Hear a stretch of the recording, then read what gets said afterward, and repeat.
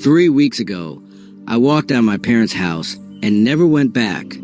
Even when they called the police and CPS. Even when they begged. Because sometimes what people call home is just a place where the hurt lives. I told them I didn't trust them anymore. I'd rather live with strangers who want me there. Now, everyone's calling me ungrateful and dramatic. But how do you go back to a family that never wanted you in the first place? I was born into a patchwork family, stitched together by loss, divorce, and compromise. My dad was divorced. My mom was widowed. Between them, they had 5 children, none of whom shared both parents. When they married, it wasn't just a union. It was a collision. I was a child born after all the damage had already been done, after the wars had already started. To hear them tell it, they had dreams of a Brady Bunch family, just with more therapy and less harmony. But that dream shattered fast. By the time I was born, the kids already hated each other. Not just disliked, hated. My mom's kids couldn't stand my dad.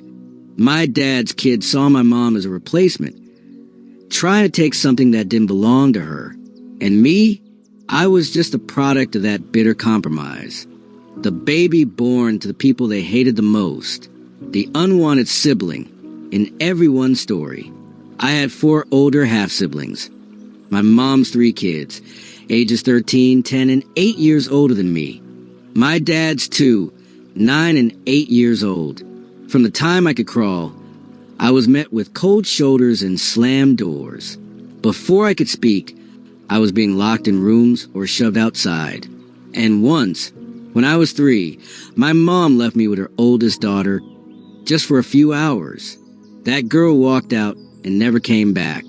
I was left alone in the house for over 4 hours, wandering around, probably crying for someone to come home. My dad found me, furious. My mom confronted my half-sister. She didn't deny it, just shrugged and said she left because she didn't care about the brat. My parents didn't do much after that. They kept leaving me with siblings who hated me. Siblings who threatened to open the car doors and let me fall out. Siblings who said birthdays with me were celebrating nothing.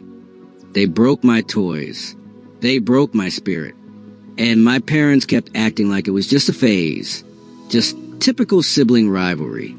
But it wasn't. By the time I was old enough to understand, the rejection was part of my daily life. Family photos? I wasn't in them.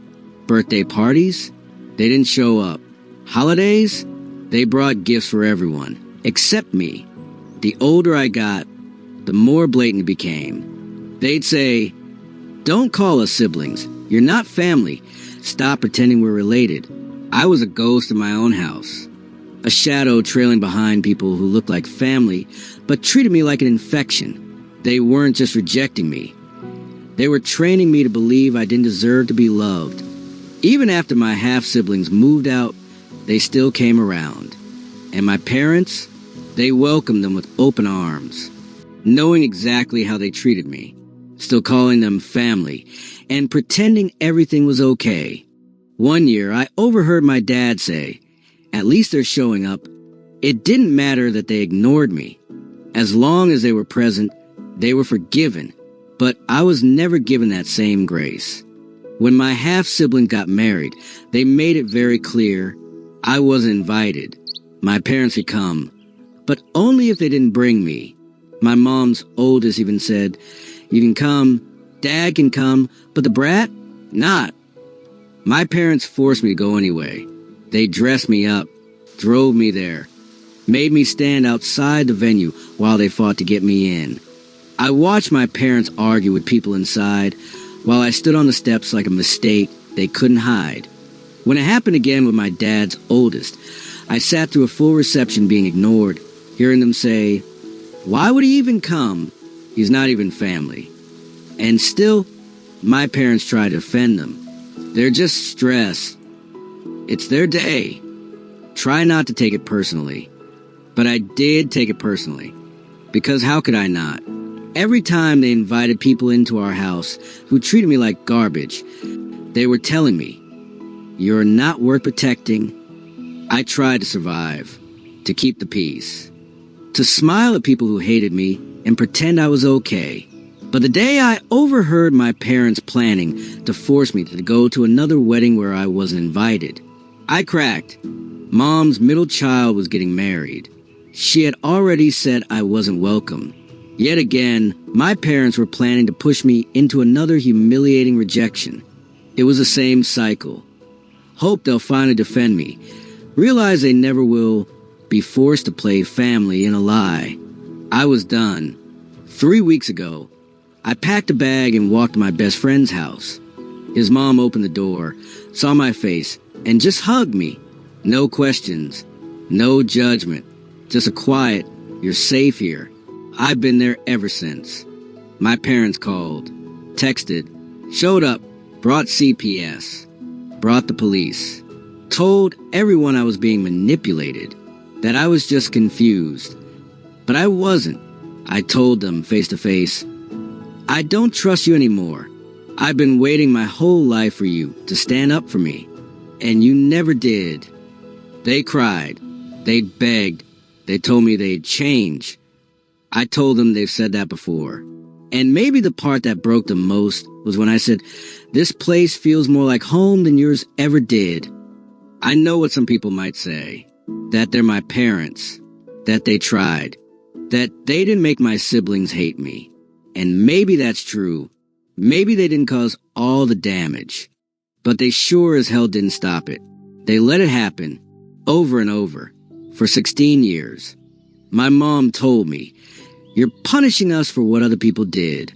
But here's the thing. They let those people do it. They stood by while I was isolated, mocked, excluded, and humiliated. They handed me over to people they knew didn't want me.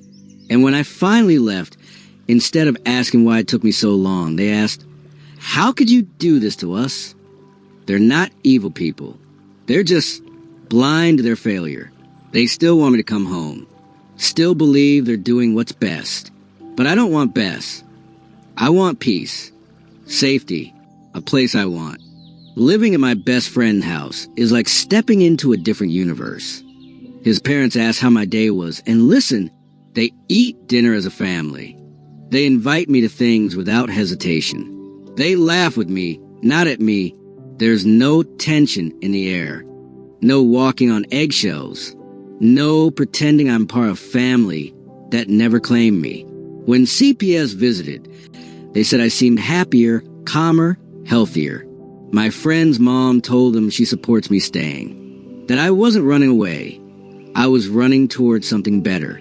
The cops told my parents they couldn't force me home if I was safe, and the guardians were willing.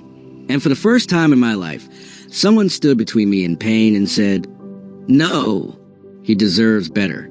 So now here I am, 16 years old, living with my best friend's family, being told by my parents that I'm breaking their hearts, being told I'm punishing them unfairly, being told I'm being difficult. Maybe I am. Maybe I'm being selfish for choosing peace over obligation. Maybe I'm too young to understand how hard parenting is. But I know this.